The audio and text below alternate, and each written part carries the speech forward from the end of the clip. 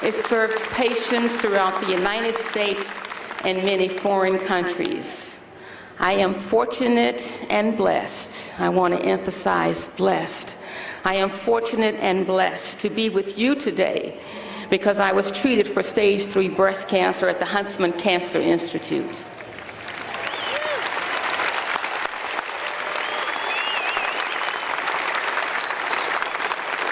One in 2 men and 1 in 3 women will have cancer in their lifetime. Every family will be affected by this deadly disease. Mr. Huntsman's goal is to help eradicate cancer from the face of the earth.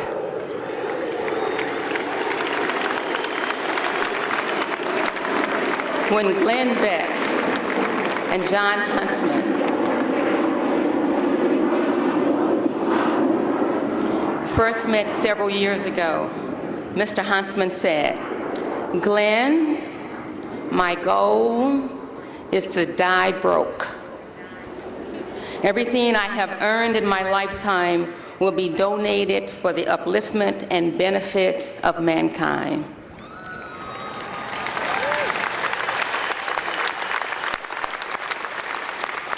May I just conclude with Mr. Huntsman's favorite expression of love. No man is an island. No man stands alone. Each man's joy is joy to me. Each man's grief is my own.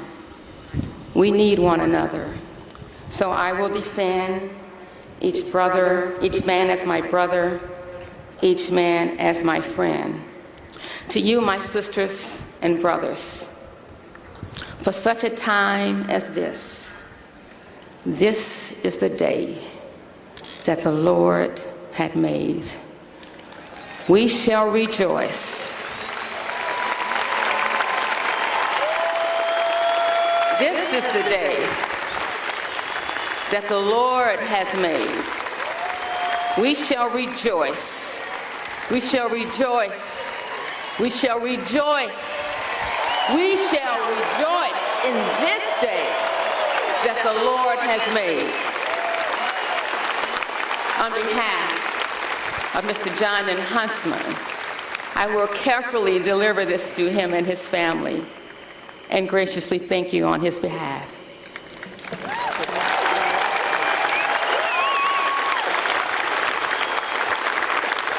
"47 years ago, on these very steps, Dr. Martin Luther King had a dream.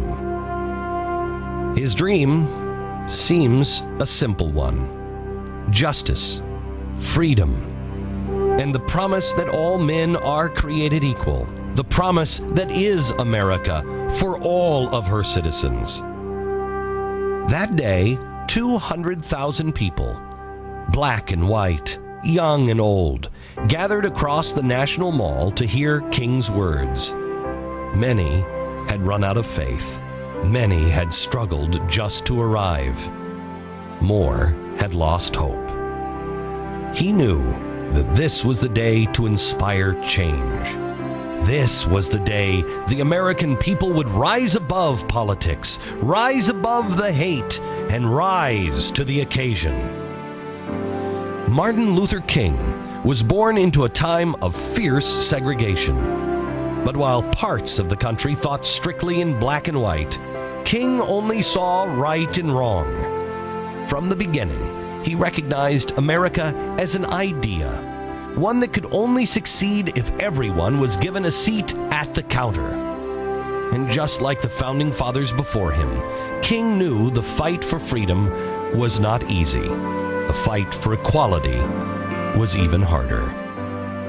Even though the fight was exhausting, the obstacles demoralizing, King firmly stood by his beliefs.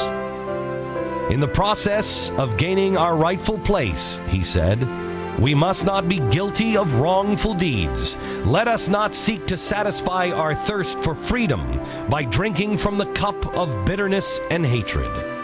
Love, he preached, was the only way to invoke real change. Martin Luther King.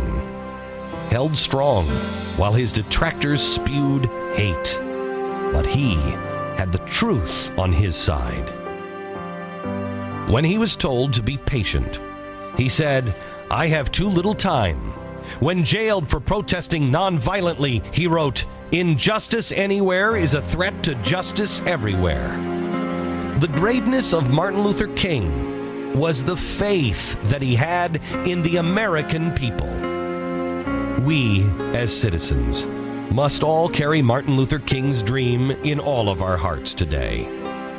The dream is not completed.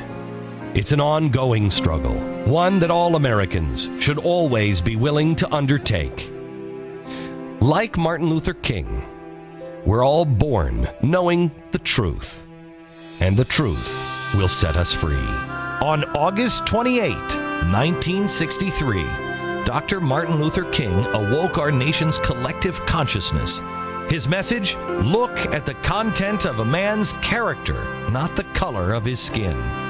His dream is the American dream. Today, August 28th, 2010, we stand here in this same hallowed ground with our heads held high and our hearts open. We all have the inalienable rights to live in a country with liberty and justice for all. This will be the day when all of God's children will be able to sing with new meaning, "My country, 'tis of thee. Sweet land of liberty, of thee I sing. Land where my fathers died, land of the pilgrim's pride. From every mountainside, let freedom ring. And if America is to be a great nation, this must become true."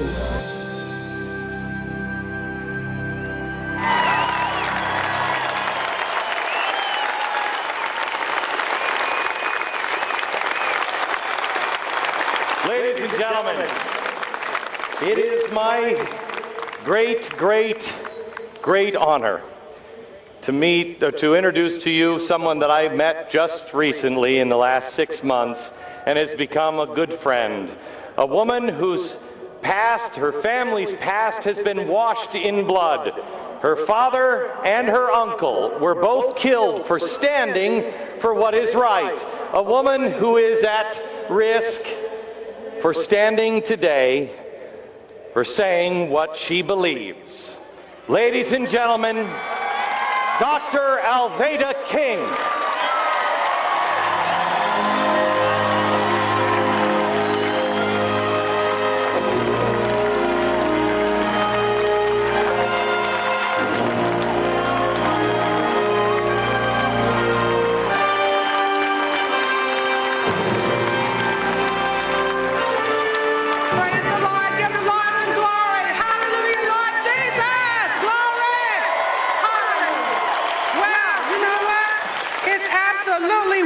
For Glenn to use his popularity and influence to bring us together to focus not on an election or a political cause, but to focus on honor and on the content of our character and not the color of our skin. God bless you, Glenn.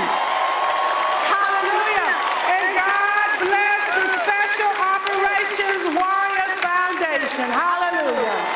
Now listen, thank you. But listen, I want to introduce to you now Catherine Davis, Dave Gardner, Doc Ed Holliday, Pastor Stephen Broden, Pastor Walter Hoy and his wife Lori Hoy, Bishop Harry Jackson, Pastor Dean Nelson, and vocalist Angelica Tucker and Vanessa Mitchell. Come on down, my friends, come on down. Don't worry, we are not all having 10-minute speeches. Don't worry about it. It's okay. Let me ask you this real quick. How many of us know that we need to rebuild America? And we need unity to do that, right? Please welcome Miss Angelica Tucker.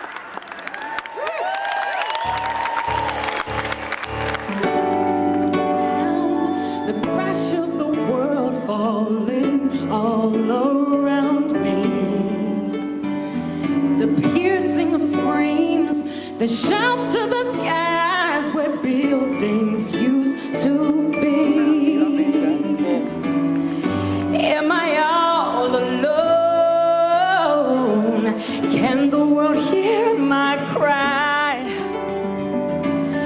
this doesn't look like home.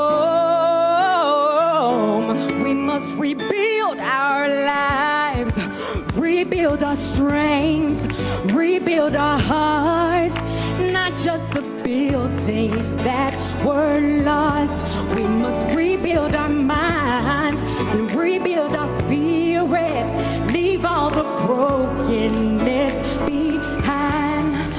We must rebuild our hope, rebuild our love, rebuild our faith, rebuild. We must rebuild the change, rebuild the things we lost, our lives rebuild. So many are gone, there must be a reason for me still being here. I'm resilient and strong, but that doesn't mean that I don't still feel fear. Oh, no, no, but I'm not alone. And the world hears our cry. Oh, and it's not just our homes. We must rebuild our lives, rebuild our strength, rebuild our hearts, not just the buildings that